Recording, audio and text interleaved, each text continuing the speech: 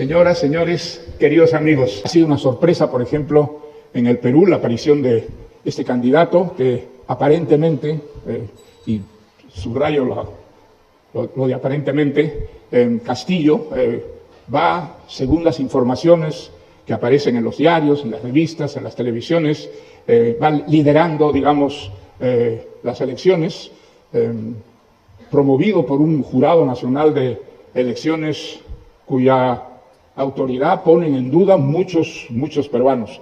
Tenemos en la mañana una reunión en la que peruanos que vienen de allá, que tienen un conocimiento directo del problema, van a dar testimonio sobre lo que está ocurriendo en el Perú, que no es exactamente lo que revelan las noticias.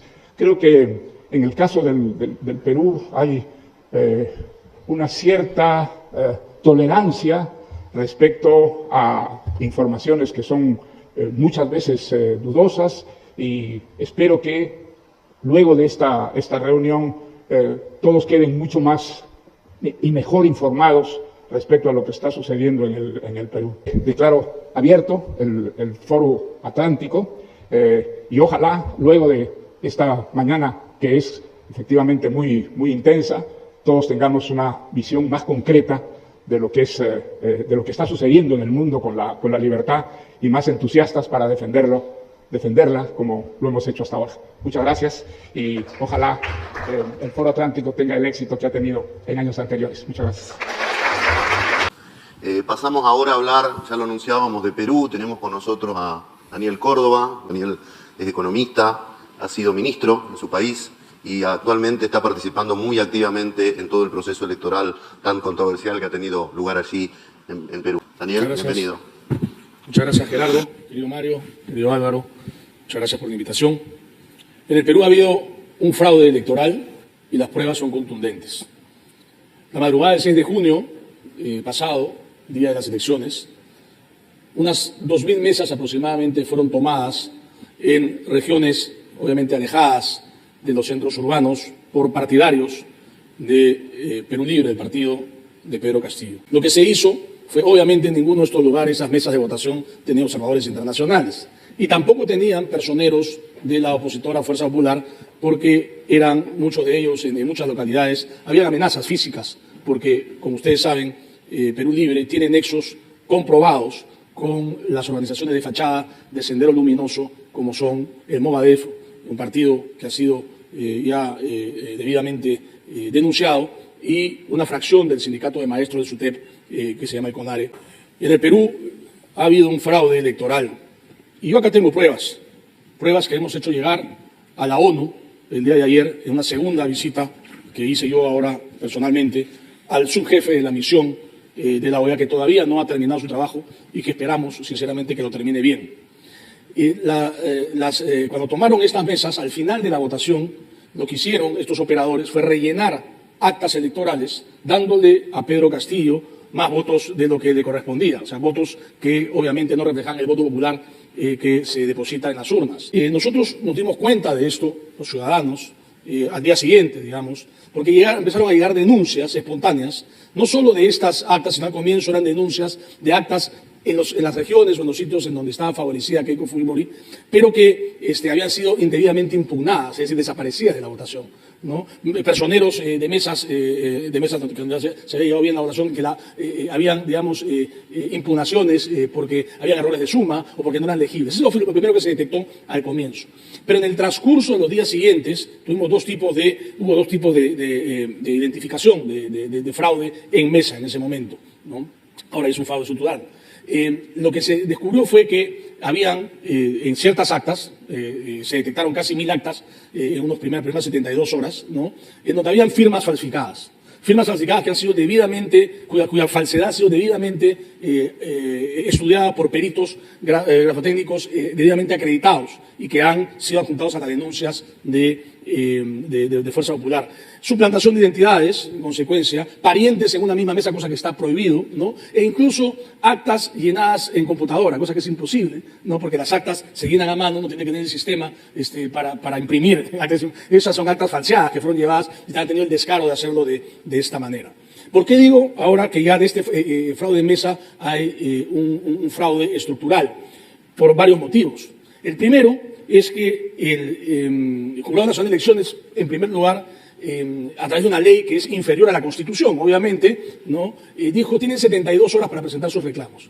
Y ni siquiera eso, dijo, no, los 72 horas se cumplen a las 8 de la noche del día jueves siguiente a la elección. En consecuencia, el Jurado Nacional de Elecciones, ¿no? Aceptó estas denuncias, que eran unas 800, ¿no? Y no aceptó más para procesarlas, ¿no?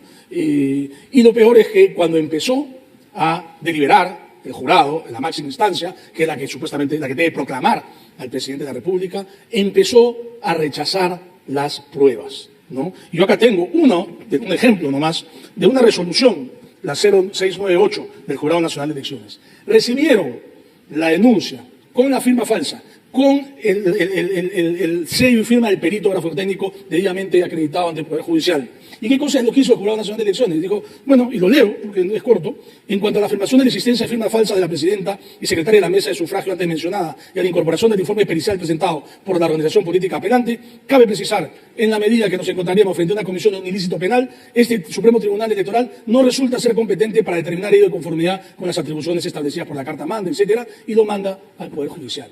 Es decir, tiene evidencia de que hay actas falsas, cuenta esos votos, ¿no? Esos votos que son votos que no son votos reales, sino son votos fabricados, ¿no? Para que el señor Castillo gane. Esto es prevaricato, ¿no? Esto es un fraude perpetrado por el Jurado Nacional de Elecciones. Y estos no son algunos casos, esto voltea la elección. Porque según el conteo oficial en este momento, el señor Castillo tiene 44.000 votos aproximadamente de ventaja. Y lo que hemos nosotros detectado representa más de 200.000 votos falseados. Es decir, quien ha ganado la elección, y somos muchos que estamos convencidos, que es Keiko Fujimori. No es el señor Castillo, y está aprobado. Después vino una renuncia escandalosa de uno de los miembros del Tribunal Constitucional, que evidentemente han empezado a desacreditar apenas, del Jurado Nacional de Elecciones, perdón, acá tengo, ¿no?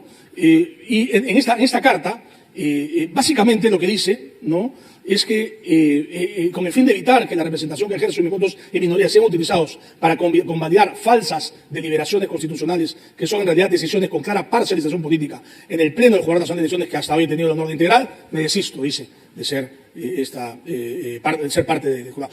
Unas semanas antes había un tribunal ético constituido por eminentes juristas que renunció, digamos, la mitad de sus miembros renunció. No sabemos muy bien por qué, pero renunció ese tribunal ético, ¿no?